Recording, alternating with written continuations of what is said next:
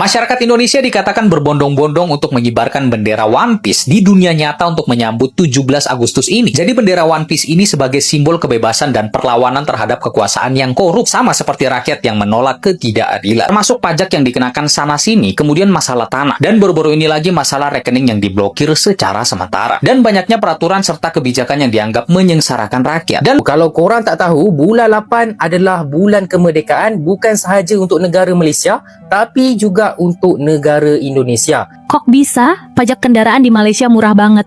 Tahu nggak sih, pajak kendaraan di Malaysia tuh bisa jauh lebih murah dibanding di Indonesia. Nggak percaya? Cek ini. Jika kita punya mobil 1500 cc, misal kita ambil contoh Pro 2 Alzasi saudara kembarnya Veloz. Pajaknya di Malaysia cuma sekitar Rp90 alias T300 ribuan per tahun.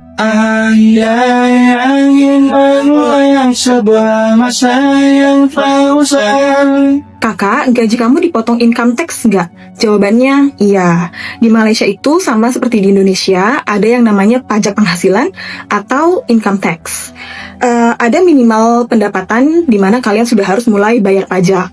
Kalau di Indonesia namanya penghasilan tidak kena pajak ya. Penghasilan tidak kena pajak itu di Indonesia segini 54 juta per tahun. Malaysia resmi membeli 33 jet tempur FA-18 Hornet bekas milik Kuwait. ini merupakan respons pemerintah karena masyarakat mereka tuh menjerit soal pajak dan kesulitan hidup. Jadi buat kamu yang belum tahu nih teman-teman, masyarakat Malaysia itu memprotes pemerintah mereka di bawah kepemimpinan Perdana Menteri Anwar. Masyarakat mempertanyakan soal pajak yang dibebankan kepada mereka serta kenaikan biaya hidup. Pajak mobil Indonesia terlalu tinggi sampai Amerika Serikat aja bisa komplain terkait hal ini dalam forum internasional. Inilah perbedaan pajak kendaraan di Indonesia dan Malaysia. Pajak mobil di Indonesia dan Malaysia rupanya memiliki perbedaan nominal yang cukup jauh. Contoh untuk pajak tahunan mobil Toyota Avanza di Indonesia berkisar di angka 3 juta rupiah. Sedangkan di Malaysia hanya 400.000 saja. Pantes aja Malaysia itu bisa sejahtera kan? Karena pajak mobilnya, khususnya Avanza nih, di Indonesia itu mencapai 4 juta rupiah. Sedangkan di Malaysia cuma 385.000 rupiah. Padahal mobilnya sama persis. World Bank nilai Indonesia negara paling jelek pengaturan pajaknya. Ini menarik nih. Katanya ya berita ini beneran. Karena nggak cuma satu artikel doang yang ngomongin ini. Beberapa portal berita juga nyampein berita yang sama.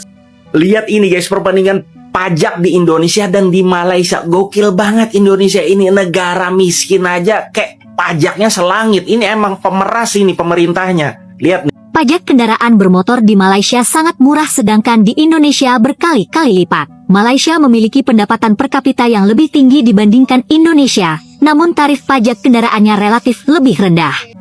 Ada yang nanya sama aku, Kak, kakak nggak pengen pulang ke Indonesia? Kalian aja pengen kabur ke luar negeri, ngapain udah pulang ke Indonesia? Dan alasannya untuk gue pulang ke Indonesia itu apa gitu. Kita yang banting tulang disuruh bayar pajak tinggi, tapi fasilitas nihil. Di negara tempat dia tinggal sekarang, pajak benar-benar dipakai buat rakyat. Fasilitas kesehatan mantap, transportasi publik oke, dia ngerasa diperlakukan adil. Keuangan negara di era Presiden Prabowo semakin memburuk akibat utang yang membengkak, sementara pendapatan malah jeblok. Penerimaan Indonesia cuma 12,7% dari PDB. Ini terendah di antara negara-negara berpendapatan menengah. Bahkan utang kita udah mencapai 8.900 triliun. Agak bingung sama konsep negara ini yang pajaknya mau tertinggi di ASEAN 12% ya, tapi dengan pendapatan terendah di ASEAN. Nah, Indonesia guys, itu memang udah hutangnya itu udah nggak ke cover ya. Udah. Indonesia di Malaysia itu rata-rata warganya punya mobil. Sebenarnya untuk beli mobilnya itu mahal ya. Ini aja mobil masih di harga 160 jutaan kalau uang Indonesia. 100 ya hampir 200 lah kurang lebih. Kalau Indonesia lumayan murah ya, ini kan semacam kayak Daihatsu Sirion mungkin, tapi yang 3 baris. Nah, mungkin kalau di Indonesia sekitar 100 jutaan.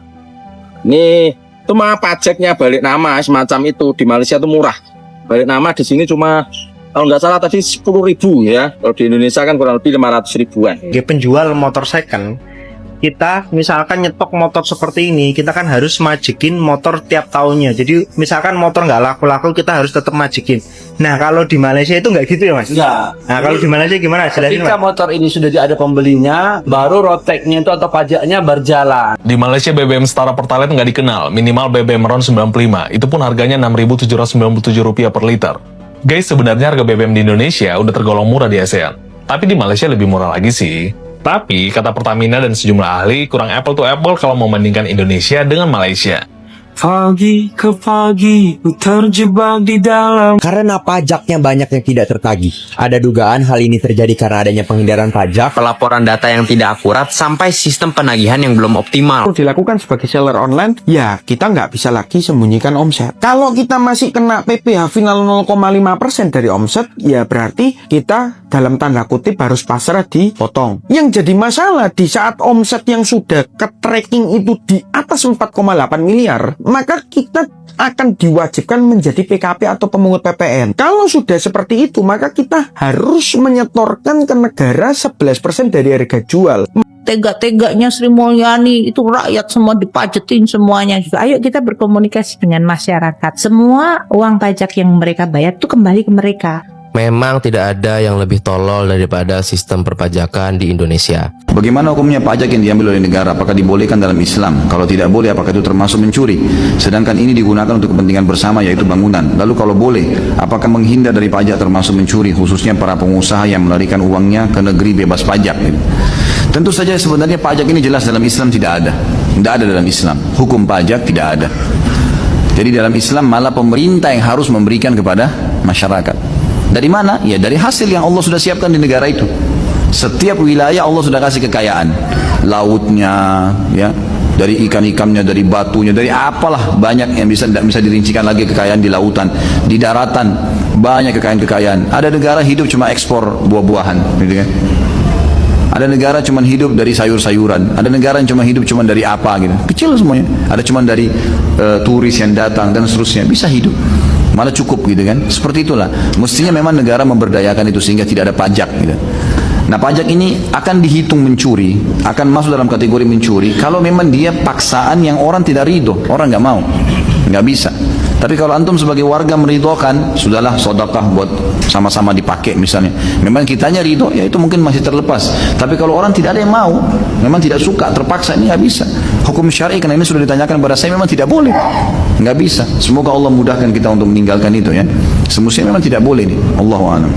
Masyarakat Indonesia dikatakan berbondong-bondong untuk mengibarkan bendera One Piece di dunia nyata untuk menyambut 17 Agustus ini. Jadi bendera One Piece ini sebagai simbol kebebasan dan perlawanan terhadap kekuasaan yang korup, sama seperti rakyat yang menolak ketidakadilan. Termasuk pajak yang dikenakan sana-sini, kemudian masalah tanah, dan baru-baru ini lagi masalah rekening yang diblokir secara sementara. Dan banyaknya peraturan serta kebijakan yang dianggap menyengsarakan rakyat dan membuat rakyat menjadi lebih terbebani. Masyarakat justru seperti tidak sudi dan tidak merasakan kemerdekaan yang sesungguhnya. Jadi itu alasan mengapa mereka membuat gerakan menyebarkan bendera One Piece. Tunggu, bendera One Piece ini dianggap bendera perjuangan. Bukannya ini bendera di anime One Piece? Iya, bendera yang dimaksud adalah Jolly Roger. Itu bendera bajak laut tapi di anime One Piece. Ini tuh sebenarnya bentuk sindiran sih dan kritikan terhadap kondisi sosial dan politik di Indonesia. Ini sebenarnya mewakili penolakan terhadap tatanan hukum karena di dalam anime tersebut bajak laut itu hidup di luar hukum dan menolak tunduk pada kerajaan manapun. Kalau korang tak tahu, bulan 8 adalah bulan kemerdekaan bukan sahaja untuk negara Malaysia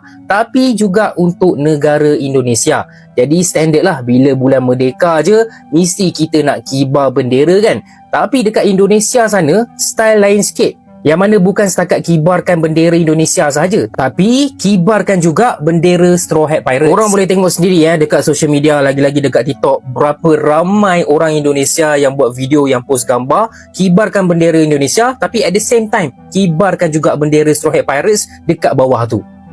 So untuk mereka yang tak tengok One Piece, mungkin korang rasa One Piece ni kartun tak apa-apa, langsung tak ada apa-apa, mesti pasal lawan-lawan je kan. Tapi sebenarnya tak guys. One Piece ni antara satu anime, satu manga yang sentuh macam-macam isu dunia yang berlaku sekarang. Salah satunya of course lah pasal kebebasan, freedom, pasal fight against the world government. Okay? Melawan kerajaan dunia. Sebab itulah aku rasa orang-orang Indonesia boleh relate dengan benda ni. Sebab apa? Kita semua tahu yang kalau korang nak kata kerajaan Malaysia ni teruk, tapi orang-orang Indonesia lagi mengakui yang kerajaan diorang jauh lagi teruk. Sebab itulah diorang rasa tak puas hati, diorang pun kibarkan bendera ni menunjukkan ada sedikit rebel terhadap world government. Tapi untuk diorang punya government lah kan. Isu ni menjadi satu benda yang sangat besar sehingga kan apa yang aku baca daripada artikel ni, kerajaan Indonesia sendiri dah pun declare yang kalau korang kibarkan bendera One Piece tu, maknanya itu adalah symbol of treason, pengkhianatan. Jadi macam korang dilarang untuk kibarkan bendera One Piece tu. Okey, yang ini aku tak berapa sure dah betul ke tidak. Cuba korang bayangkan benda ni berlaku kat Malaysia. Kibarkan bendera One Piece pun tak boleh. Silap-silap dekat Indonesia sana, manga, anime One Piece pun tak dimainkan. Jadi gila guys. Cuma satu benda yang aku nak cakap, mungkin kibarkan bendera Straw Hat Pirate ni dia macam pelik sikit. Sebenarnya Straw Hat Pirates ni antara lanu-lanu yang tak kisah sangat pun pasal world government. Lagi-lagi dia punya captain lah. Satu-satunya organisation yang totally against the world government adalah Revo Army. Patutnya kibarkan bendera Revo Army. Lagi obvious. Tapi Revo Army pun tak berapa nak function sekarang. Dia punya ketua pun aku tak tahulah bila nak gerak. Duk meeting dia daripada hari tu. Mungkin betul jugalah. Tak payahlah kibarkan bendera Revo Army. Lebih baik kibarkan bendera Straw Hat Pirates. Jadi aku nak tanya orang-orang Indonesia, betul ke info-info yang aku cakap ni? Lagi-lagi yang tadi tu, pasal kerajaan korang dah larang korang daripada kibarkan bendera One Piece. Kok bisa? Pajak kendaraan di Malaysia murah banget. Tahu nggak sih, pajak kendaraan di Malaysia tuh bisa jauh lebih murah dibanding di Indonesia. Nggak percaya? Cek ini. Jika kita punya mobil 1500 cc, misal kita ambil contoh Pro 2 Alzasi saudara kembarnya Veloz. Pajaknya di Malaysia cuma sekitar Rp90 alias Rp300 ribuan per tahun. Murah kan? Sementara di Indonesia, kalau harga mobil 200 juta, pajaknya bisa 4 juta per tahun. Dan itu belum termasuk biaya lain-lain. Kenapa bisa murah? Di Malaysia dihitung dari kapasitas mesin. Di Indonesia, dihitung dari nilai jual kendaraan plus tarif progresif kalau punya lebih dari satu mobil. Andai angin melayang sebuah masa yang fausan, kan ku telah isi bumi hanya untukmu. Dari mabuk yang mana aku. Kakak, gaji kamu dipotong income tax nggak? Jawabannya iya. Di Malaysia itu sama seperti di Indonesia, ada yang namanya pajak penghasilan atau income tax. Ada minimal pendapatan di mana kalian sudah harus mulai bayar pajak. Kalau di Indonesia namanya penghasilan tidak kena pajak ya. Penghasilan tidak kena pajak itu di Indonesia segini 54 juta per tahun. Terus kalau ini untuk yang single ya. Jadi kalau kalian sudah menikah terus punya anak 1, 2, 3 itu ada perhitungannya sendiri. Kalau di Malaysia chargeable income itu mulai dari Rp34.000 per tahun. Ini hitungannya untuk single juga ya. Jadi kalau kalian pendapatannya sudah lebih dari Rp34.000 per tahun, kalian sudah harus bayar pajak. Terus di Malaysia itu ada tax relief. Jadi kalau kalian sudah punya suami atau istri, terus kalian punya anak juga nanti besarannya berbeda. Saran saya, ketika kalian dapat offer letter dari perusahaan di Malaysia, kalian tanya nanti take home pay-nya berapa setelah dipotong pajak, ETF, itu nanti net salary-nya berapa. Malaysia resmi membeli 33 jet tempur FA-18 Hornet bekas milik Kuwait dengan restu dari Amerika Serikat. Langkah ini dinilai sebagai upaya strategis untuk memperkuat pertahanan udara, khususnya di wilayah Sabah dan Sarawak yang berbatasan langsung dengan Laut Cina Selatan. Kawasan itu kini makin panas akibat Malaysia melakukan gebrakan besar-besaran dengan menurunkan harga BBM bagi seluruh warga negaranya dengan RON 95.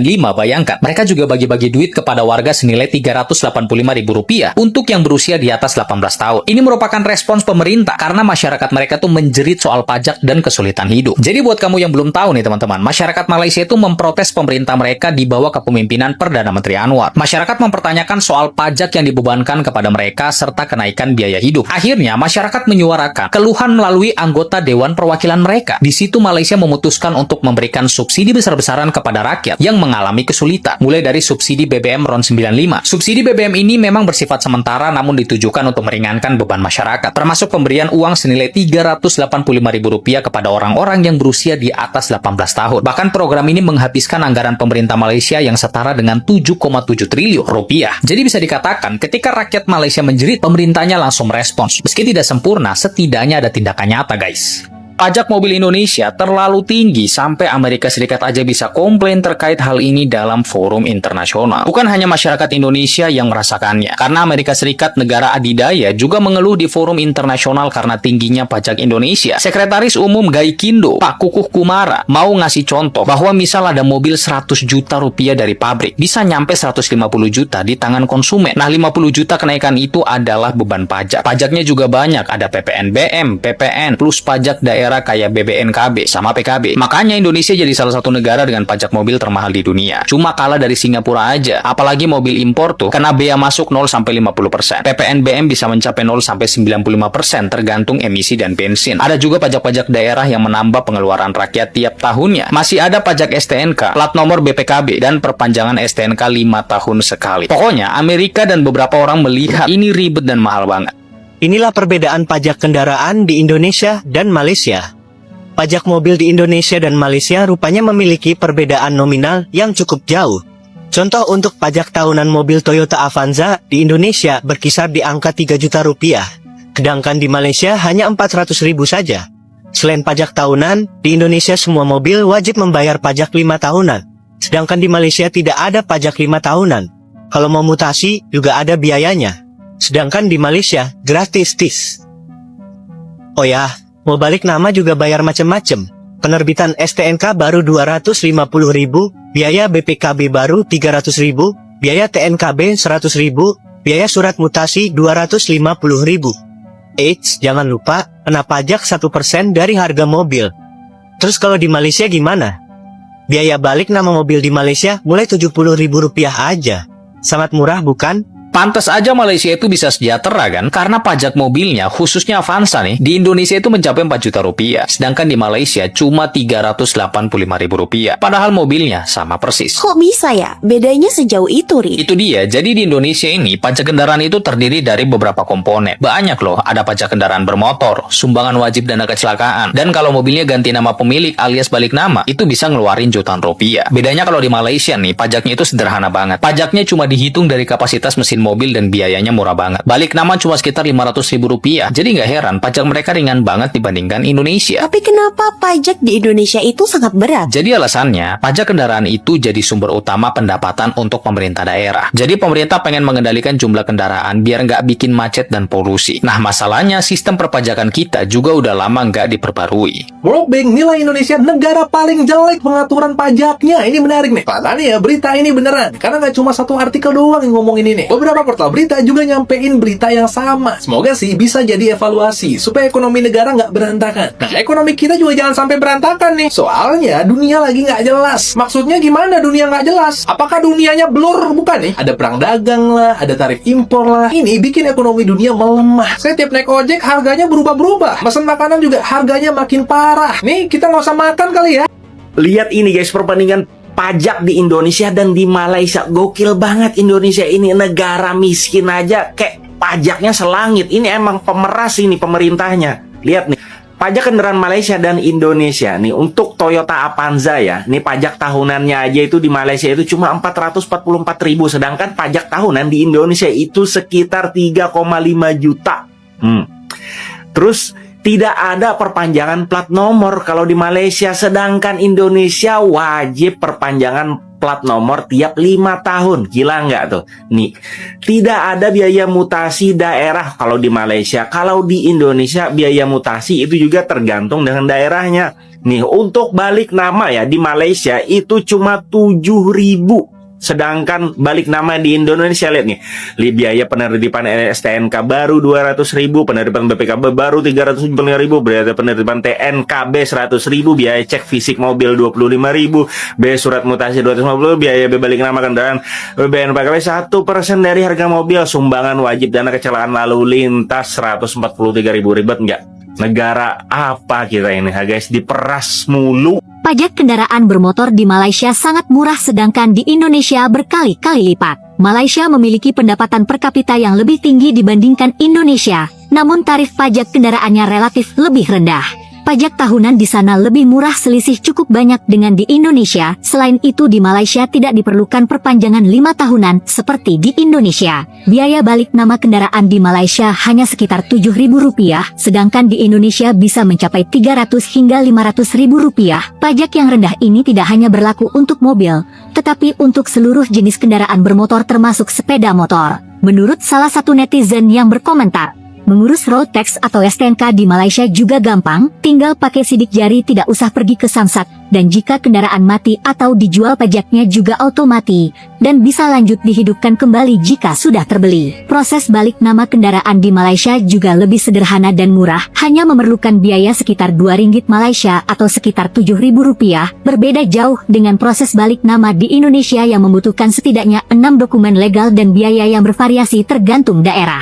Tarif pajak kendaraan di Indonesia lebih bergantung pada jenis kendaraan dan nilai jualnya, sehingga proses balik nama dan pajak dapat lebih mahal dibandingkan dengan Malaysia, meskipun pendapatan per kapita Indonesia lebih rendah. Masyarakat harus menanggung beban pajak kendaraan yang lebih tinggi. Ada yang nanya sama aku, kakak nggak pengen pulang ke Indonesia? Kalian aja pengen kabur ke luar negeri, ngapain udah pulang ke Indonesia? Dan alasannya untuk gue pulang ke Indonesia itu apa gitu kan? Nggak ada alasan guys. Indonesia kesini semakin gak jelas. Pajak yang kalian bayar tidak sesuai dengan apa yang kalian terima. Di sini kita bayar pajak tinggi sesuai dengan apa yang kita terima. Fasilitas, kesehatan, hari tua, ya, libur, kerja capek, bayar pajak tinggi, worth it. Kalau di planet Pluto, maaf, even biar 5%-nya pun nggak sesuai. Yang ada makin memperkaya para pejabat. Pejabat mana peduli yang mana rakyat, apalagi anggota DPR itu. Ya, mereka dipilih sama rakyat. Begitu terpilih, mereka cuma mikirin bagaimana kelangsungan hidup mereka, keluarga mereka. Itu. Jadi suara rakyat kemarinnya milih dia, termasuk suara gua juga, sia-sia.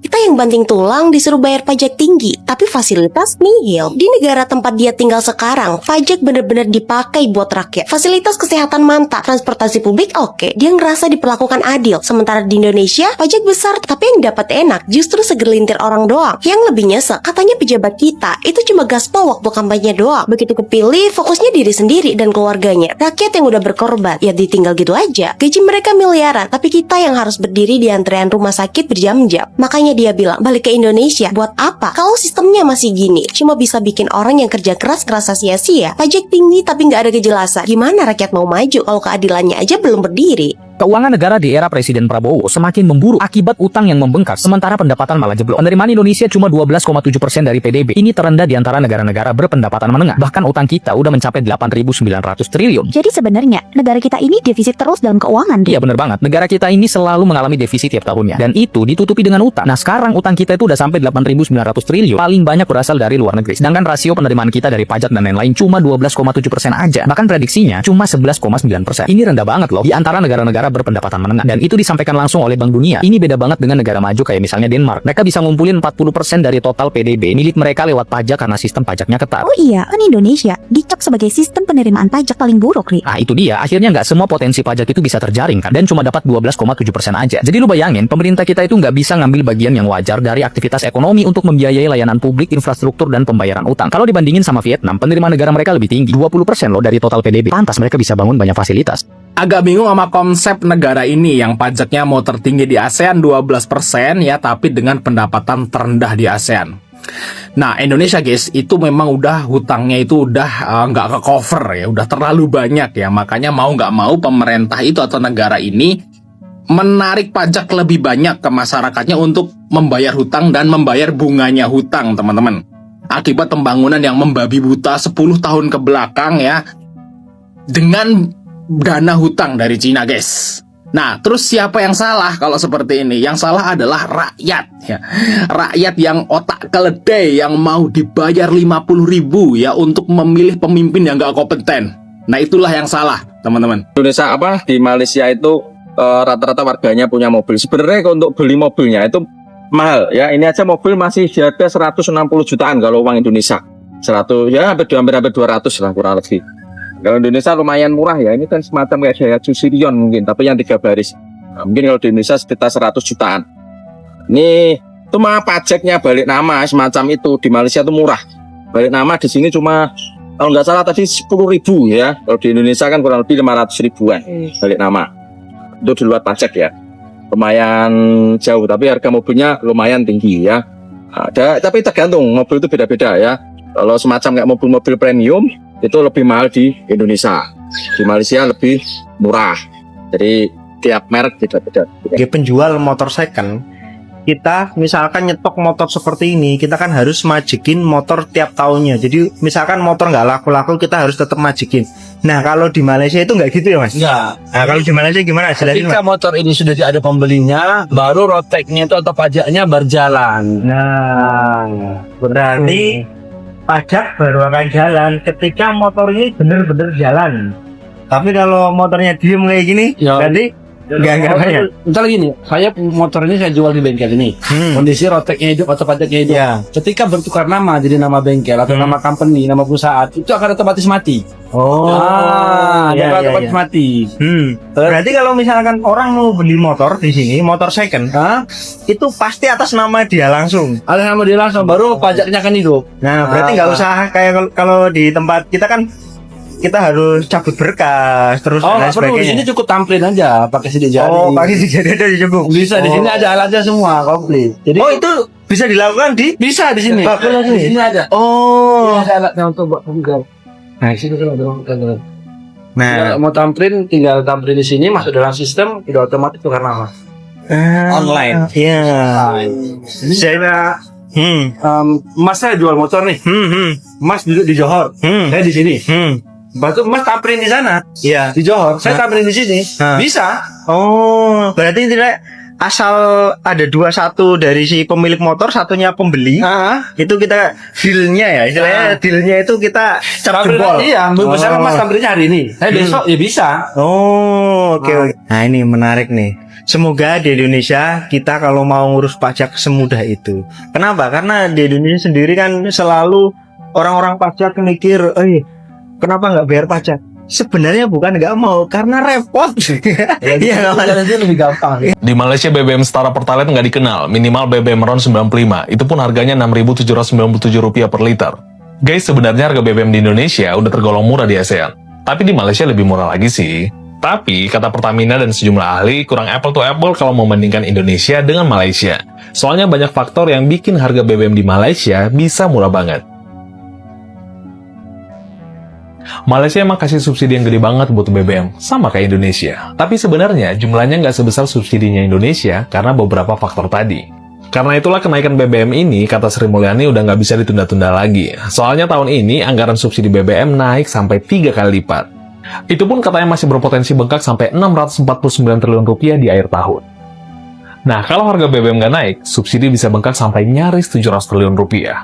Pagi ke pagi, ku terjebak di dalam ambisi. Indonesia negara paling besar di Asia Tenggara, tapi penerimaan negaranya paling rendah se-ASEAN. Bahkan sama Timor Leste aja kalah. Padahal sumber daya alam melimpah, rakyatnya paling banyak, dan punya visi jadi negara maju di 2045. Kok bisa ya? Menurut data dari Bank Dunia atau World Bank, rasio penerimaan negara kita hanya 12,8% dari produk domestik bruto. Persentase ini adalah yang terendah di antara negara berkembang di ASEAN seperti Filipina, Vietnam, Thailand, bahkan sekelas Timor Leste aja itu rasio penerimaan negaranya 40,8% loh. Sebenarnya kita punya potensi untuk mendapatkan penerimaan negara yang jauh lebih besar. Bahkan menurut Bank Dunia, Indonesia seharusnya mendapatkan 19,1%. Tetapi sayangnya penerimaan negara kita itu bocor karena pajaknya banyak yang tidak tertagih. Ada dugaan hal ini terjadi karena adanya penghindaran pajak, pelaporan data yang tidak akurat, sampai sistem penagihan yang belum optimal. So, menurut kalian, kenapa nih kebocoran pajak di Indonesia masih sebesar ini? Oke, sekarang kalau misal lo jadi pengusaha UKM nih ya, yang anggap lo omsetnya masih di bawah gope setahun, Juli ini lo bakal ngapain nih Mas Ubed? Lo berubah harga kah? Lo naikin harganya 0,5% semua kah? Atau gimana? Yang perlu dilakukan sebagai seller online, ya kita nggak bisa lagi sembunyikan omset. Kalau kita masih kena PPh final 0,5% dari omset, ya berarti kita dalam tanda kutip harus pasrah dipotong. Yang jadi masalah di saat omset yang sudah ke-tracking itu di atas 4,8 miliar, maka kita akan diwajibkan menjadi PKP atau pemungut PPN. Kalau sudah seperti itu, maka kita harus menyetorkan ke negara 11% dari harga jual. Masalahnya adalah belum tentu customernya mau dipungut PPN. Kalau naik harga 11%, bisa jadi customernya lari. Untuk mengantisipasi itu, kalau POV saya adalah seller online, saya akan coba untuk perlahan namun pasti mulai naikkan per bulannya 1%. Karena pada saat contoh kita sudah tracking di marketplace itu omsetnya itu lebih dari 4,8 miliar per Juli ini aja, kita masih punya keleluasaan atau kelonggaran waktu daftarin diri jadi PKP itu maksimal akhir tahun. Jadi sampai akhir tahun kita tunda dulu daftar PKP atau jadi pemungut PPN supaya nanti per Januari baru akan jadi pemungut PPN Januari tahun depan. Nah, sampai dengan nanti Desember akhir tahun kita coba naikkan pelan-pelan supaya customernya tidak kaget. Betul. Tega-teganya Sri Mulyani itu rakyat semua dipajetin semuanya juga. Ayo kita berkomunikasi dengan masyarakat. Semua uang pajak yang mereka bayar itu kembali ke mereka. Gue akan kutip dari presidennya El Salvador. Kalau negara bisa cetak uang, kenapa kan harus bayar pajak? Nah itu kalian pikir sendiri. Bukan gue yang ngomong. Nayib Bukele, ya. Kalau gue yang ngomong langsung tarik telepon sama Kemenkeu. Jangan. Memang tidak ada yang lebih tolol daripada sistem perpajakan di Indonesia. Salah satunya adalah ya yang udah dibilang oleh semua orang ya. Kita yang bayar pajak, kenapa kita yang lapor? Harusnya dia dong yang lapor duit kita kemana. Udah gitu masyarakat mau bayar pajak, kita mau store duit nih, mau ngasih duit, itu aja dipersulit. Kayak misalnya gue waktu dulu beli motor second, gue pas mau bayar pajak tahunan, gue tuh sampai ngelacak ini pemilik sebelumnya itu rumahnya di mana. Gue datengin hanya untuk minjem KTP asli. Lu kebayang gak? Gue mau store duit loh, gue taat pajak, gue baik, gue effort harus sebegitunya. Gak masuk akal. Gue harus ngasih amplop ke dia karena KTP-nya gue bawa. Gue harus cuti buat bayar pajak. Like what the fuck? Gue mau setor duit, bukan nyairin duit. Kalau nyairin duit pakai KTP asli, pemilik aslinya oke lah ya. Kalaupun itu bukan motor gue maling motor ya. Ya emang kenapa ada maling motor bayar pajak itu? Bagus dong. Ya pencurian hal yang lain lagi gitu, kasus lain lagi. Tapi ada maling bayar pajak, kenapa? Gue yakin pegawai pajak, pejabat-pejabat pajak itu cukup punya logika dasar yang memahami ketololan ini. Gue cuman nggak tahu penghalangnya tuh di mana sih untuk perubahan sistem ini gitu. Siapa orang kolot yang mempertahankan ini tuh? Satu orang itu gue nggak tahu sih. Gue pengen tahu siapa. Bismillah. Assalamualaikum warahmatullahi wabarakatuh. Gabungan Industri Kendaraan Bermotor Indonesia atau GAIKINDO menilai biaya pajak kepemilikan mobil di tanah air sangat tinggi. Bahkan, tarif pajak yang biasa dibayar pengguna mobil setiap tahun dianggap sudah terlalu tinggi bila dibandingkan negara tetangga Malaysia. Menurut Kukuh, pengenaan pajak tahunan Avanza di Indonesia terpaut jauh lebih tinggi ketimbang Malaysia. Pemilik Avanza di Indonesia harus mengeluarkan biaya paling tidak 4 jutaan rupiah setiap tahun untuk pajak. Sedangkan di Malaysia hanya sekitar 385.000 rupiah. Kemudian, pengguna Avanza di Malaysia tak dikenakan biaya perpanjangan setiap 5 tahun sekali. Lalu, tarif bea balik nama BBN Avanza di Indonesia mencapai 2 juta rupiah, sedangkan Malaysia cuma 500.000 rupiah. Jadi kalau itu dikurangin kan lumayan, atau dibuat lebih rasional, kata Kukuh. Lebih lanjut, Kukuh menilai pengenaan pajak tinggi buat mobil jenis tertentu tersebut tak lagi relevan saat ini. Karena mobil-mobil seperti ini boleh dibilang bukan lagi barang mewah. Karena misalnya jenis-jenis yang 300 juta rupiah atau 400 juta rupiah ke bawah, itu sudah menjadi bagian dari hidupnya, karena dipakai untuk mencari nafkah. Jadi saatnya kita mengevaluasi, katanya. Pada kesempatan ini, Kukuh turut menyinggung soal pengenaan pajak penjualan atas barang mewah (PPNBM) untuk mobil jenis tertentu. Bagi dia, pengenaan tarif itu perlu dikaji kembali. Dikutip cnnindonesia.com. Wassalamualaikum warahmatullahi wabarakatuh.